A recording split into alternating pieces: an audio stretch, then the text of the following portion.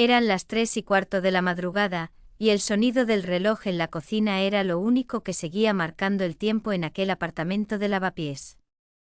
Yo, Clara, estaba sentada frente a la pantalla del portátil, viendo cómo las líneas de código se desdibujaban ante mis ojos cansados. Sentía la mente como un campo quemado, lleno de cenizas de pensamientos que ya no tenían forma. Desde el cuarto contiguo se oyó el llanto de Daniel, y mi cuerpo reaccionó antes de que la razón despertara. Mi marido Álvaro también se movió en la cama, pero fingió dormir. Lo conocía demasiado bien. Ese silencio suyo era su manera de escapar de un deber que ya le pesaba tanto como a mí. Tomé al niño en brazos. Su cuerpecito tibio, el olor a leche y a noche mezclados, me hicieron recordar los días en que todo era promesa. Lo mecí caminando descalza por el pasillo. Las baldosas frías, el aire estancado del verano madrileño, el reflejo pálido de la luna entrando por la ventana. Cuando por fin se durmió, lo dejé en la cuna y volví al dormitorio. Álvaro dormía boca abajo, el brazo extendido hacia mi lado vacío. Lo observé unos segundos, el hombre con el que compartí sueños y risas ahora era un desconocido. Su espalda, que antes me parecía fuerte, ahora me recordaba la distancia. En la cocina, el café de ayer seguía esperándome, con una capa de polvo y resignación. Me serví agua y me quedé apoyada en el fregadero, mirando el vacío. Desde hacía semanas, nuestra casa se sentía como un teatro abandonado. Cada gesto era una rutina ensayada 1000 veces. Cada palabra, un eco. Recordé la voz de Carmen, mi madre, durante nuestra última llamada. Clara, hija, necesitas descansar. Ven unos días al sur. No puedo, mamá. Álvaro está con mucho trabajo y Daniel, le había respondido sin fuerza. Siempre hay trabajo, hija. Pero la vida no espera. Esa noche cuando colgué lloré en silencio. No por Álvaro ni por mi hijo. Lloré por mí. Por la mujer que alguna vez fui. 2 días después, Carmen apareció sin avisar. Llegó en un tren temprano con su maleta roja y su perfume de azahar. No podía quedarme tranquila, dijo simplemente abrazándome. En su presencia había calma. Su forma de moverse, de observar, de hablar. Todo en ella era dominio suave, un equilibrio entre fuerza y ternura. Tenía los ojos de un verde antiguo, el mismo que yo heredé, pero en ella brillaban con una luz que yo ya había perdido.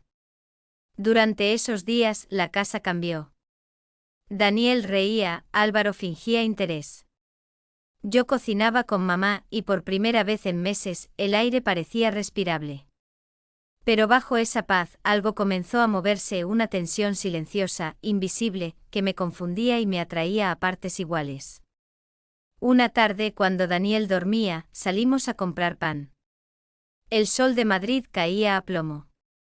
Mamá llevaba un vestido blanco ligero con un cinturón fino que marcaba su cintura. Su piel dorada parecía beber la luz. Al pasar frente a una terraza, un hombre nos miró con descaro y silbó. Ella sonrió con un gesto de desdén elegante sin alterar el paso.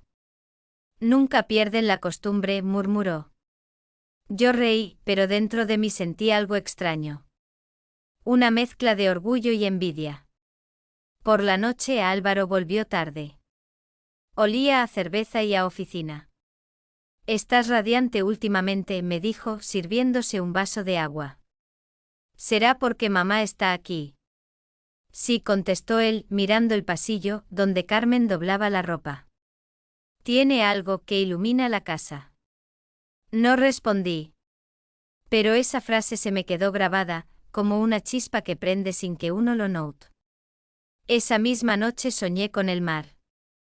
Con una casa blanca, una mujer frente a una ventana abierta, el viento jugando con su vestido. No era yo, pero la sentía mía. Al despertar, el reloj marcaba las 4:10. Desde la habitación contigua llegaba el murmullo de voces. Me acerqué descalza y los vi. Carmen y Álvaro en la cocina, hablando en voz baja. Ella reía. Él la miraba como no me miraba a mí desde hacía años. No escuché más. Solo sentí una punzada profunda, como si algo se partiera dentro de mí. No sabía si era celos, miedo o deseo reprimido.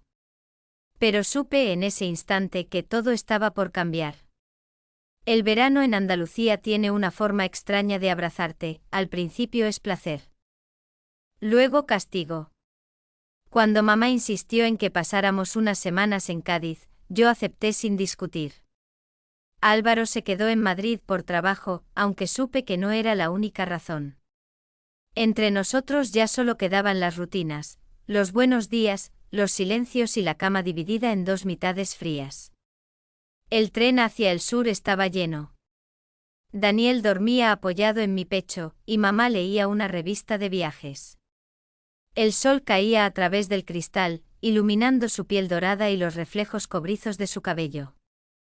Me di cuenta de que los hombres del vagón la miraban, y sentí algo que no supe nombrar. No era celos. Era algo más complejo, una mezcla de orgullo y de dolor. Cuando llegamos a la casa, el olor del mar fue lo primero que nos envolvió.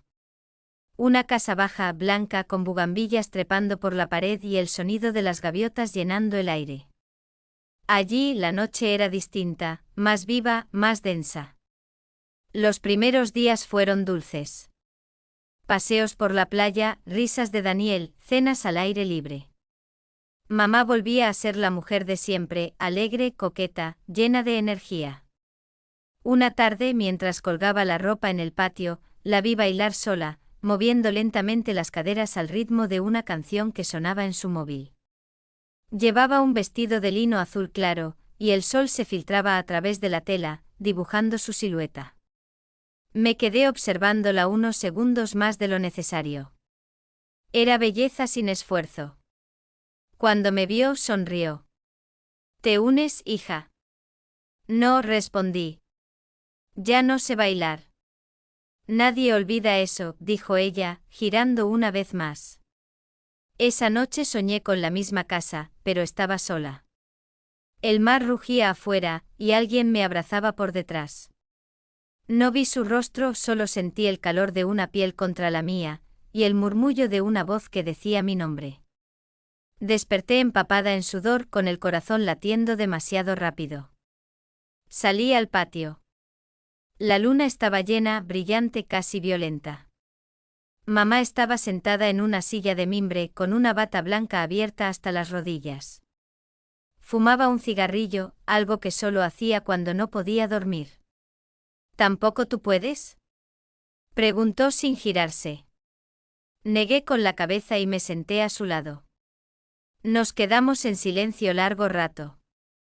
Luego, sin mirarme, dijo: Tu padre también se fue así, sin decir nada. A veces el silencio pesa más que la traición. No respondí. Solo observé cómo el humo dibujaba espirales en el aire caliente. ¿Sabes qué es lo peor? Continuó.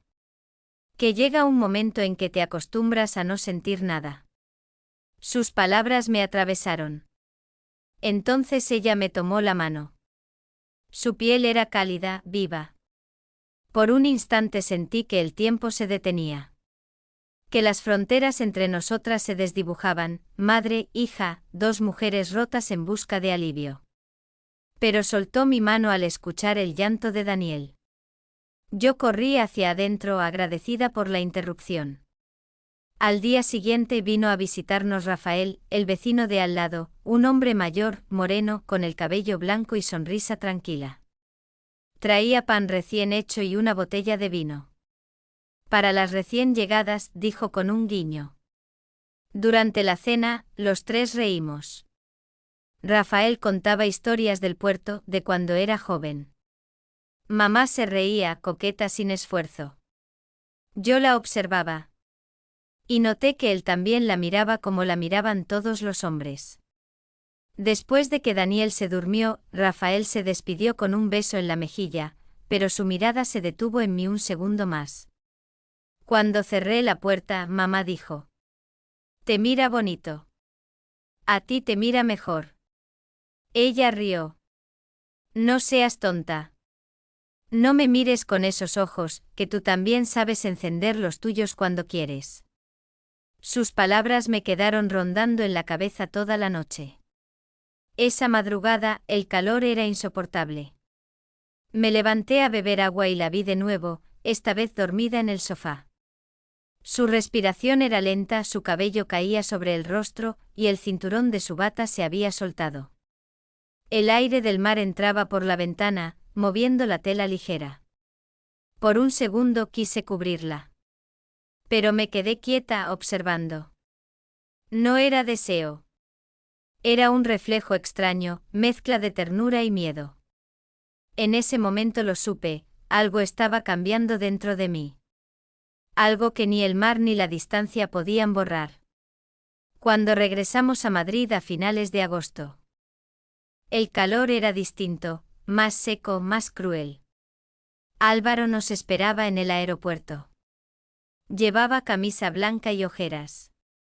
Daniel corrió hacia él gritando papá, y por un segundo creí ver una chispa en sus ojos. Pero fue solo eso, un segundo. Durante el trayecto en coche mamá habló casi todo el tiempo. Historias del sur, del pan de Rafael, del olor a sal. Álvaro escuchaba, sonreía, pero yo veía cómo la miraba por el retrovisor. Esa mirada me devolvió al patio de Cádiz, a la noche en la que todo dentro de mí empezó a moverse. En casa, la rutina volvió como una sombra vieja. Yo trabajaba desde el salón, Daniel iba a la guardería, y Álvaro volvía tarde, cada vez más tarde. Pero ahora había algo nuevo en el aire, un silencio diferente, tenso, lleno de cosas no dichas. Una noche, cuando todos dormían, bajé a la cocina por agua. La luz estaba encendida. Mamá estaba allí en bata, removiendo algo en una taza. ¿No duermes?, pregunté. No puedo, dijo. Hay noches que pesan más que los días. Me senté frente a ella. ¿Tú y Álvaro hablasteis mucho cuando yo no estaba? Su mirada se endureció un instante, luego se suavizó. Clara, él es un hombre perdido. No busques respuestas donde solo hay vacío.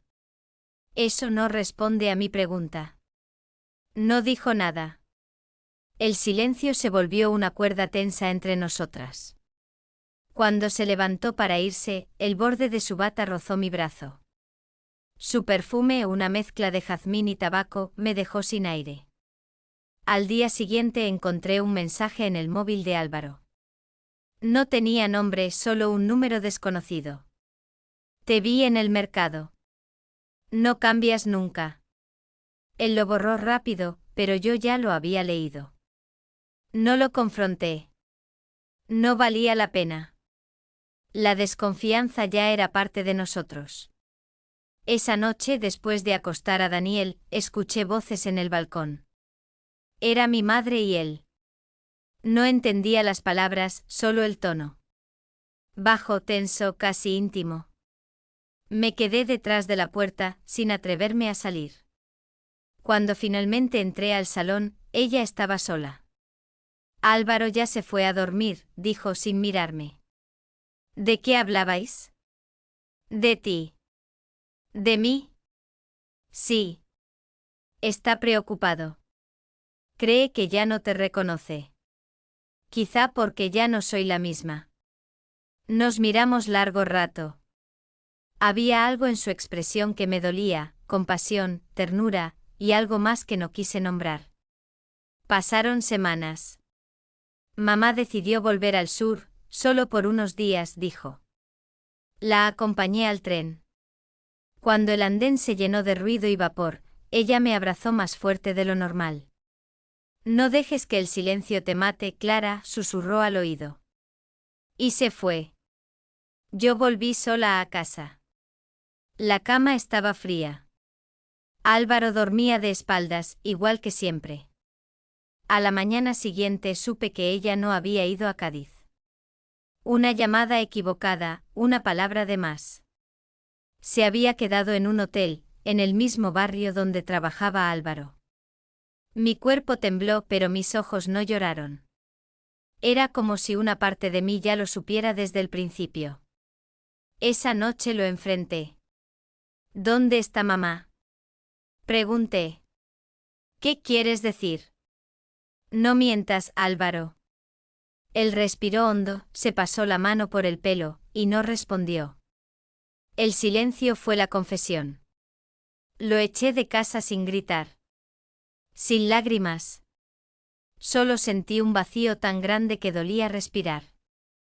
Después me encerré en el cuarto de Daniel.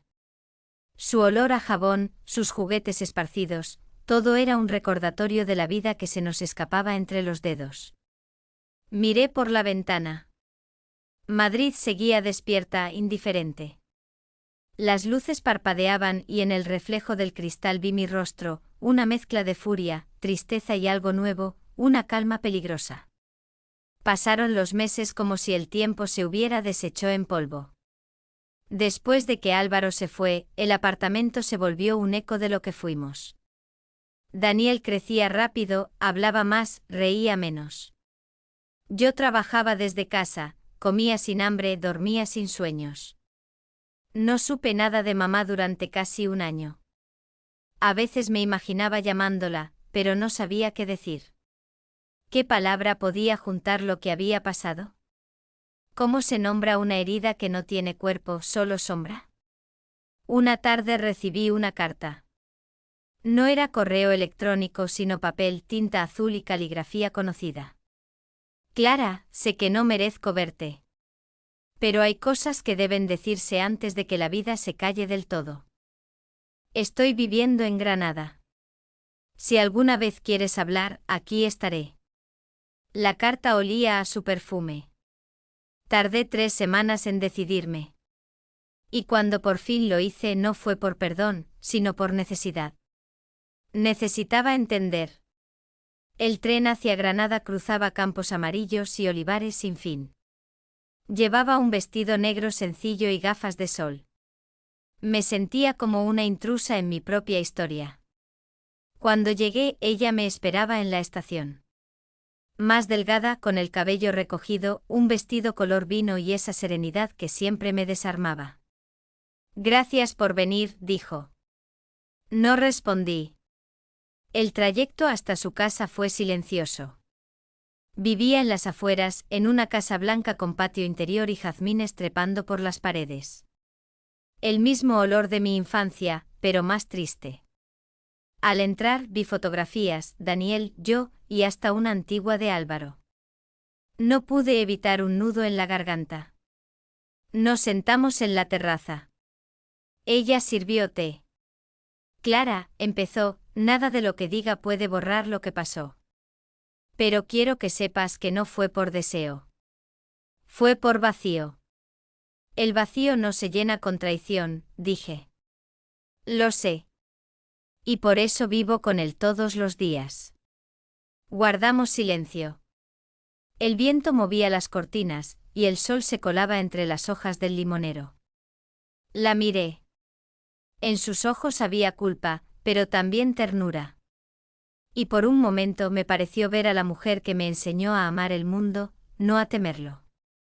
Esa noche me quedé en su casa. Daniel dormía en el cuarto de huéspedes, agotado por el viaje. Yo no podía dormir. Bajé al patio donde la luna iluminaba la fuente.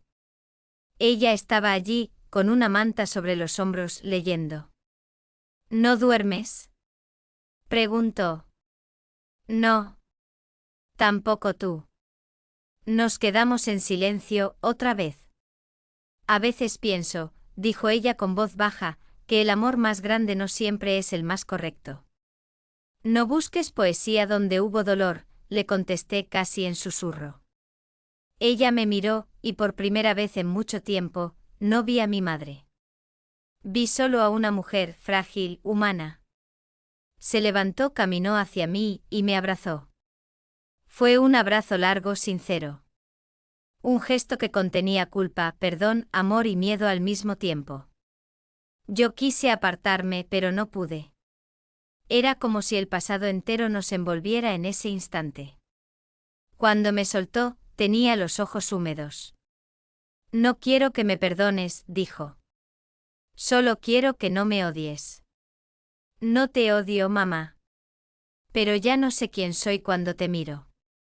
Volvimos a dormir. Al amanecer, me despertó el sonido del teléfono. Era Álvaro. Clara, lo siento. Sé que no tienes razones para hablar conmigo, pero pasó algo. Tu madre tuvo un accidente esta mañana, de camino al mercado. Está en el hospital. El mundo se quedó sin sonido. Salí corriendo. La estación, el taxi, la sala blanca del hospital, todo se mezclaba como un mal sueño. Cuando la vi, estaba dormida, frágil, con tubos conectados y la piel pálida. Le tomé la mano. Sentí su pulso, débil pero vivo. Entonces comprendí, el amor, en cualquiera de sus formas, siempre duele. Pero aún así, lo seguimos buscando. El hospital de Granada olía a desinfectante y café viejo. Las horas se estiraban como hilos de humo. Daniel estaba con una enfermera, dibujando con lápices de colores. Yo me quedé junto a la cama de mamá, viendo cómo las máquinas marcaban un ritmo que no era el de la vida, sino el de la espera. El médico dijo que había sido un golpe fuerte pero que resistía. Es una mujer con fuerza, añadió como si lo supiera desde siempre. Y sí, lo era. La más fuerte que conocí. Durante 3 días apenas dormí. Le hablaba en voz baja, recordándole cosas, la playa, las bugambillas, el olor a pan del vecino Rafael. En algún momento de la madrugada del tercer día, abrió los ojos. Clara. Estoy aquí, mamá. Soñé con el mar, susurró. Estabas tú, y había luz. Lloré. No por tristeza, sino por alivio. Era como si el universo nos diera una segunda oportunidad, o al menos un cierre digno. Pasaron semanas. Ella se recuperaba lentamente. Cuando por fin pudo caminar, insistió en salir al patio del hospital. El cielo estaba de un azul cruel, y el aire olía a hierba recién cortada. ¿Sabes qué pensé mientras dormía? Dijo. ¿Qué?